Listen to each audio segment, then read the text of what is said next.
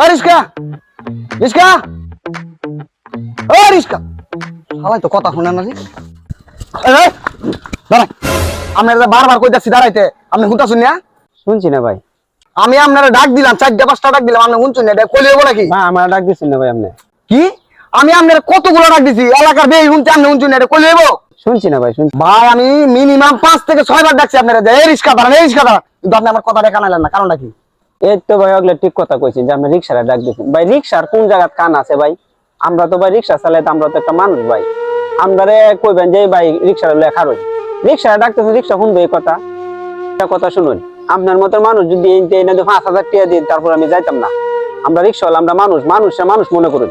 ভাই আর বলেন না ভাই, আসলে ভাই আমার ভুল হয়ে গেছে, আমি বিষয়টা বুঝতে পারিনি। আমি আর কখনোই ভুল করবো না ভাই, দয়া করে আমার মাফ করে দেন ভাই। সমস্যা না, আপনার বলে আপনি বুঝতে পারছেন, উঠুন, কই যাবেন আপনি? ভাই আমার একটু মেরাঙ্গা বাজার নামাই দিন।